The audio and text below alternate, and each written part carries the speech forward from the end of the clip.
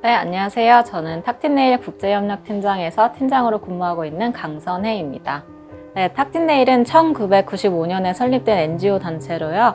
아동 청소년의 성을 보호하고 또 아동 청소년 성착취를 근절하기 위해 활동하고 있고요. 여러 가지 국제 연구나 아니면 국제 홍보 캠페인 아니면 국가 협력 프로그램이나 프로젝트를 한다든지 하는 국제 업무를 하고 있습니다. 요즘 온라인상으로 벌어지고 있는 아동 성착취가 매우 심각한데요. 보통 사람들이 온라인 아동 성착취라고 하면 다크웹상에 있는 아동 성착취물같이 심각한 것만 생각을 하세요.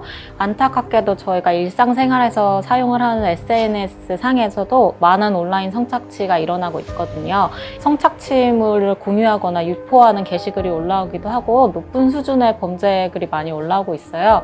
범죄의 심각성에 비해서 아직까지 이것에 대한 인식이 높지 않아서 신고 체계 자체가 미흡하거나 아동 성착취에 대한 분류가 제대로 되어 있지 않은 경우가 많았습니다. 남성 피해자분, 특히 남성 아동 피해자분들은 피해가 일어나도 그거를 신고하지 못하는 경우가 많이 있어요. 2020년부터 올해 11월까지 진행한 남성 아동 성착취 국제조사를 통해서 직접 피해 아동과 얘기할 수 있는 기회가 있었어요.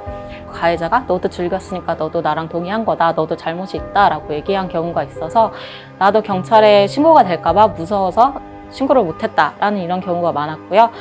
남성 아동 피해자, 특히 아동 성착취물의 피해자인 경우는 여성 아동에 비해서 그 학대의 정도가 더 심한다고 저희가 밝혀낸 바가 있고, 해바라기 센터의 통계 자료나 아니면 국가에서 하는 국제 범죄 통계에 의해서도 남성의 피해가 점점 증가를 하고 있는데, 젠더에 상관없이 모두가 피해자임을 인지하고 똑같은 기회로 회복의 기회를 누릴 수 있는 것이 필요하다고 생각합니다.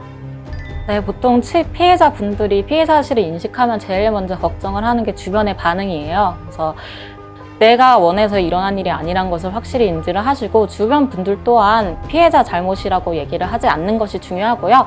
이런 피해 사실을 인지하면 혼자서는 많이 조치를 할 수가 없어요. 경찰에게 전화를 거는 것도 무서울 수 있고, 그럴 경우는 그 긴급 전화니 1366에 전화를 하시거나 성착취라고만 검색을 하셔도 도움을 받을 수 있는 센터들이 제일 위에 검색이 되거든요. 그쪽에 전화를 거시면 같이 경찰서에도 동행을 해드릴 수 있고 그 이후에 삭제 조치도 빨리 일어날 수 있기 때문에 무조건 전문가에게 전화를 하셔서 도움을 받으시는 것이 중요합니다.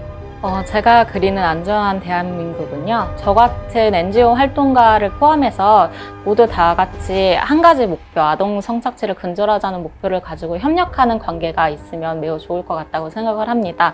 한 가지 목표를 공유한다는 것을 다시 한번 생각을 하고 모두 함께 협력해서 이에 맞서서 대응해 나가는 사회가 안전한 사회가 되지 않을까 싶습니다. 눈 감지 않겠습니다. 아동 청소년 성범죄가 없는 안전한 일상을 그립니다.